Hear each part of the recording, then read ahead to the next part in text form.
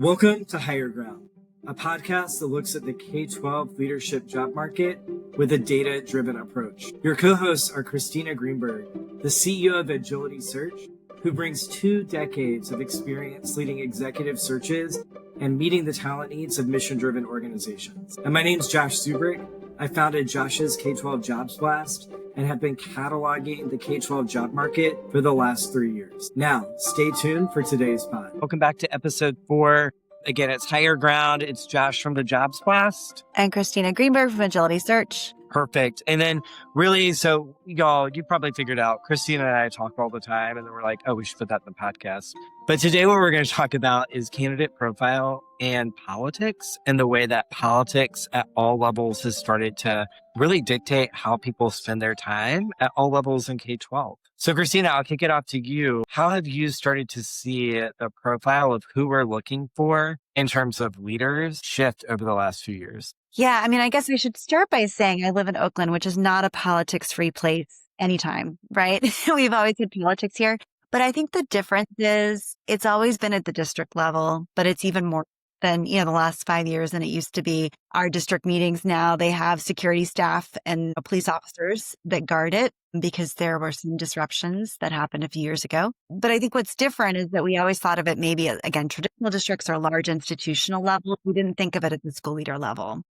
We're seeing it whether it's charter school leaders that are feeling under attack by, broader forces that are anti-charter, district leaders feeling under attack by political forces that are coming at them all over, and even teachers. I've talked about this in some places where they're feeling that their freedoms or just their ability to be a teacher every day is starting to get affected. I think it's touching everyone. Our world is very political, and it's touching everyone in schools because schools are now a lightning rod. And what I think that means for profile is people who are very savvy interpersonally, people who know how to navigate different kinds of folks, who know how to de-escalate situations that could be challenging, and know how to work really well with community partners, with leaders, with policymakers to get what they need done in their organizations and their buildings for their kids. And so it requires a different level of savvy and a different level of looking outside. I think 10 years ago when I used to recruit people, everyone just looked inside their buildings and it was just like, can you operate in this very narrow place with kids and teachers? And now we're asking a lot more of folks, and we need folks with a much larger aperture that can work across a lot of different communities and organizations to be successful. Yeah, absolutely.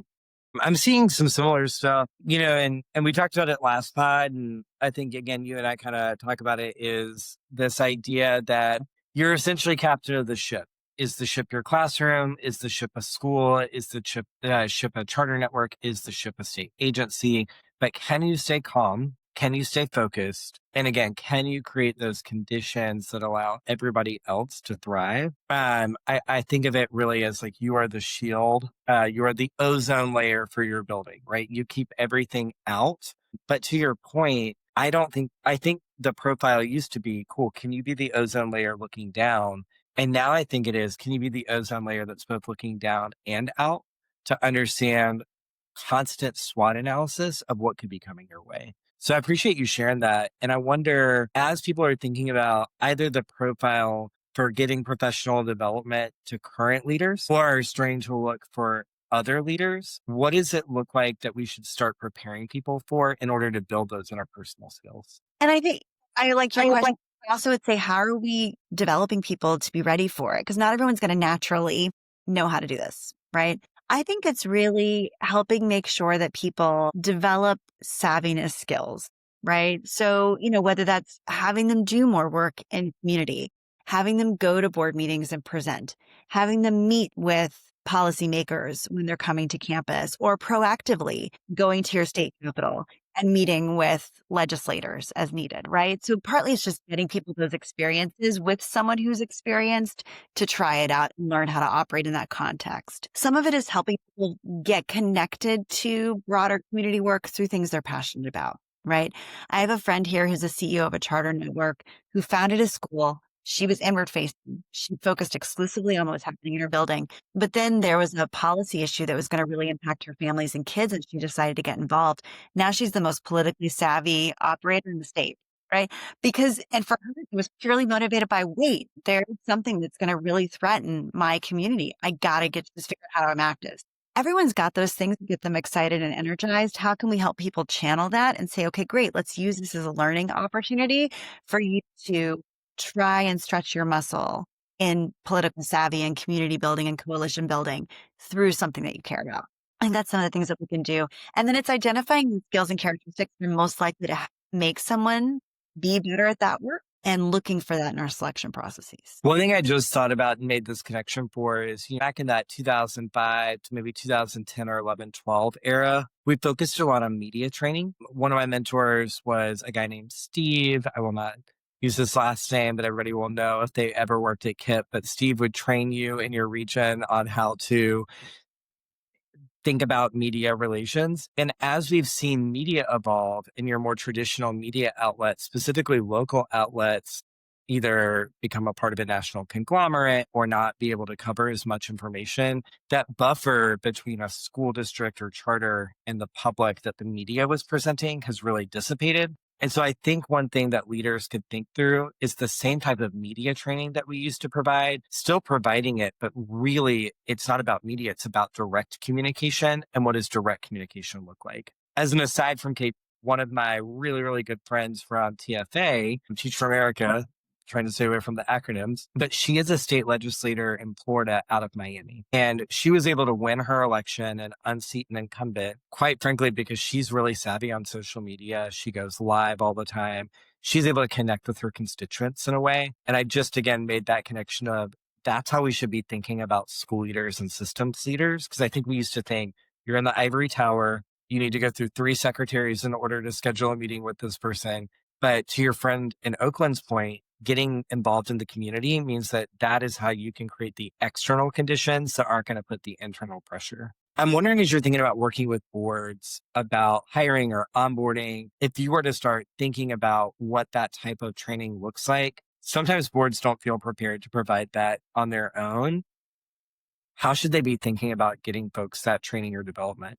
Well, one of our future guests, Kimmy Keene, I think will have a great insights on this front because she founded an organization here in Oakland that actually rallies families, right? And supports them and supports community members on advocating for what they think kids need. So that's part of it, is finding community partners that are really good at that work and aligning with them so that you're benefiting from their trainings and their experience. A lot of them have cohort models. Well, they'll bring a group of folks together with a similar, whether it's families or teachers or whatever, and kind of do joint trainings individuals, or they'll do like legislative days or things where people can go and experience it. So that's one thing you can do. A lot of legal firms also will provide training on kind of what you can and can't say. I know here in California, we have several large, firms that tend to work with our charter schools and our school organizations, and they will often provide that kind of support. So people know how to not get themselves in trouble, but still advocate for the things that are important to them. Associations are helpful for that, membership associations of districts or charters or educators. But I also think, again, it's a little bit of experience and it's boards being comfortable with that too. Some boards get caught flat-footed by these issues, and they have to be ready to respond as needed and then help support their people to be ready to respond as needed. One question I have for you, profile, Josh, is you look at thousands and thousands of jobs because of the jobs blast. I know you don't read every single point on every job, but what are the things that you're noticing people are looking for in profile that might be new or different that we wouldn't have expected based on what you would have seen 5 years ago? Yeah, this is interesting. I actually, right before recording, I follow a guy named Riley Balding on LinkedIn, who is like I call him the principal whisperer. I don't know if he would call himself that, but he's really good at just getting really simple and really clear. And he posted about how your building doesn't need another assistant principal. It needs a principal. And so you may love being the instructional coach of teachers, but that's actually not what you're collecting a salary for, nor are you charged with. You should not be walking the halls alone. You should be walking it with an assistant principal. You should be developing their eye. You should be thinking about how to make cohesion across student and staff culture and academic excellence. That's for a building level. For a system level, I think it's really similar. I think there's just such a seesaw that I'm seeing right now.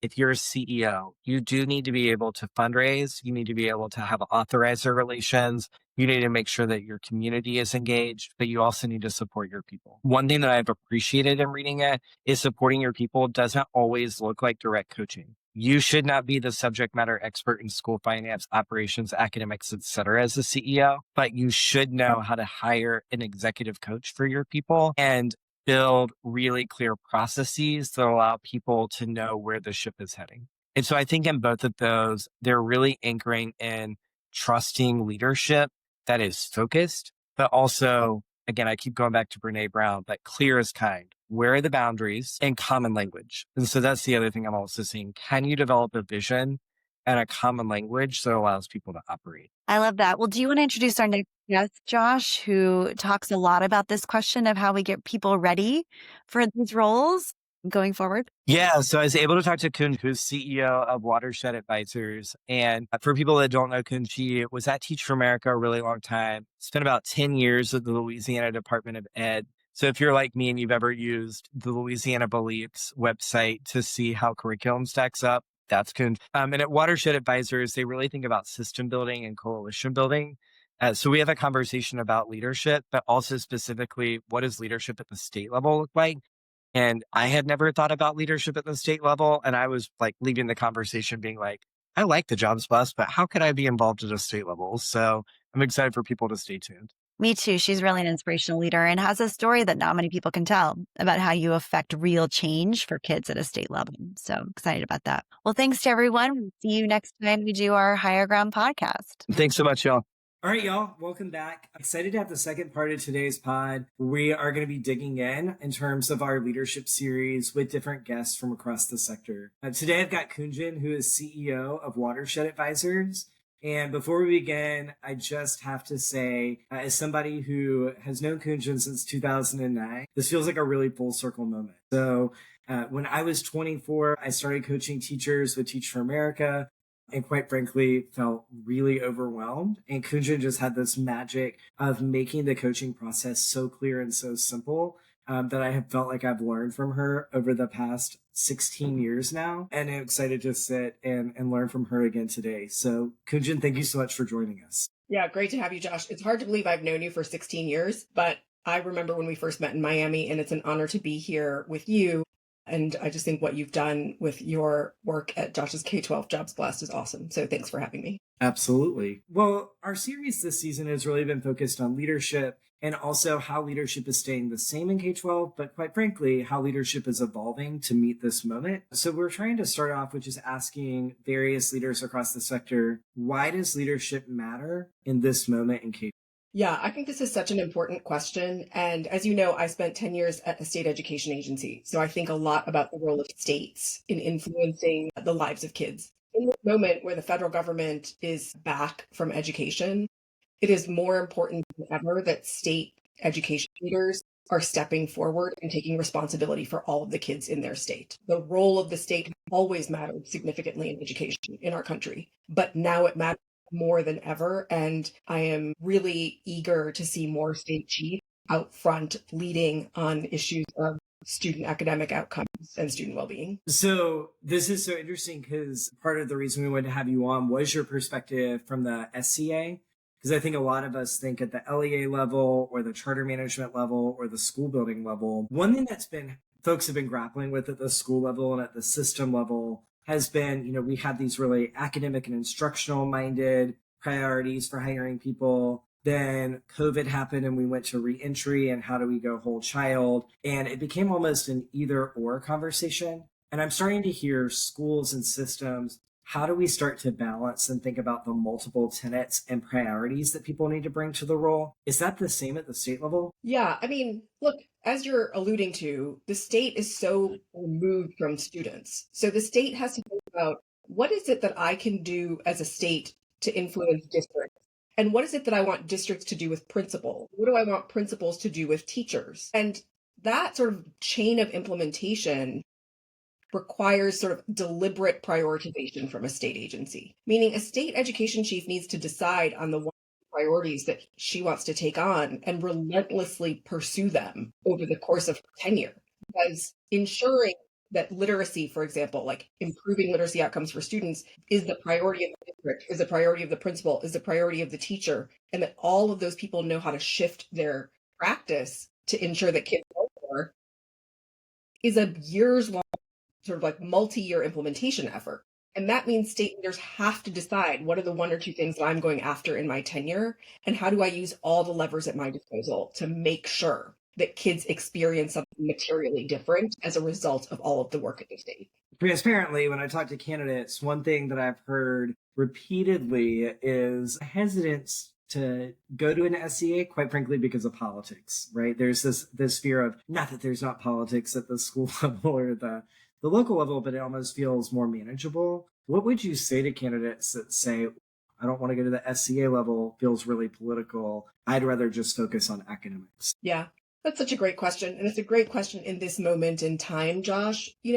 When you look at the NAEP results that were released earlier this year, you can see that state level effort can move students. You see that in Louisiana, where I worked. You see that in Tennessee, in DC. There are increasing proof points that show that state work can change kid outcomes. And that's really powerful. I would say on the political point, my sense is that given the current context, politics is at play at every level. The question about how is it that you take a set of priorities and invest a diverse group of constituents in those priorities? How do you continue to tell the story of those priorities? What's working, what's not working, what you're learning, what you're changing, and then ensuring that that set of priorities changes outcomes for kids. That whole body of work at this point is mired in politics in our country. And I would say for a charter leader, while the politics are much more local than they are for a state leader, there is no separation in America today between issues of education and issues of politics. Yeah, absolutely. Now that you think about it, I started to think about like the classroom library catalog. Politics hits teachers in the classroom as well. So, okay, fair. What do you have to say also for candidates who are thinking about endurance, right? At the state level, how are you thinking about advising folks to keep endurance so that way they can see those projects through and get those priorities and sustain themselves and their teams? Yeah. I think all these jobs are lonely jobs. Being the head of a system is a hard and lonely job. But one thing I would say is when I see folks who've been successful, in changing student outcomes at the systems level, those are people who are clear about their priorities and pursuing them relentlessly. But they're also people who have built a set of champions who are advising, informing, supporting, and carrying the narrative with them. That doesn't mean those champions agree with you on everything. In fact, ideally, those champions are people who are pressing you to improve, change your mind, get to a better outcome. But ultimately, in the process of engaging your advocacy community, your state associations, your educators, you are ideally helping people come into the decision-making process and become advocates for the work over time. I think it is very hard to imagine enduring in roles like this if you're a sole operator, if you're like, I'm on my own, because you can't do it without the support of the legislators, the governor's office, the advocacy groups, the educator groups, the parent groups. Like all of those people have to be with you. And at the end of the day, when I look at what most states are focused on literacy, math, and success after high school and early childhood, I should say. And that means that most of those state actors want to see success in those areas. Everybody wants to see success. So how is it that you bring people in, make them a part of your decision-making process, and allow them to be champions of your work without you having to be the sole person carrying the message? So starting to wrap up and thinking about, from a candidate perspective, if somebody wanted to get into SCA work, transition, let's say from a traditional district or a charter management organization or a large nonprofit, what would you say are the 2 to 3 either experiences, mindsets, or competencies that would set them up successfully to go into SCA work? Yeah. I think one, you have to believe that the SEA can change the lives of kids. Have to believe. And I don't think that's a foregone conclusion. I don't think that in our country we believe yet fully that the SEA can change the lives of kids, because the SEA was created as a compliance organization to manage federal money. It was not created as an organization that was intended to influence the outcomes of students. So one, you have to believe that the state can do it. 2, you have to be clear that your work has to connect the dots between the state and the student. It cannot be that the state's job is just to pass policy guidance and wash their hands. You have to see your job as saying, I need to help districts shift how they do their work. I need to help principals shift how they do their work. I need to help teachers shift how they do their work so that the policy ultimately reaches students. You have to know that that's like what your job is. The third thing I would just say is you have to have the mindset and the willingness to build coalition. At a time where it is really hard to build coalition, you have to do it, because there is no single individual that can alone ensure that all kids in your state can learn to read and do math and be ready for their next step after high school. Coalitions have to work together to do it, and have to work together to ensure that the legacy you're leaving endures beyond you. Well, I think that's a good place to wrap it up. So I just want to say thank you so much for both the work that you're doing and taking the time so that way listeners can think about the SCA. And excited for them to check out Watershed Advisors. And so everybody will put into the show notes how to get in touch with Kunjan and her team if you're thinking about coalition building, strategic planning, or implementation that can reach students. So Kunjan, thank you again. Yeah, thanks, Josh. And if people want to learn more, they can sign up for our weekly newsletter, The Delta. And I really appreciate you having me on. Absolutely. Thank you so much. Thanks.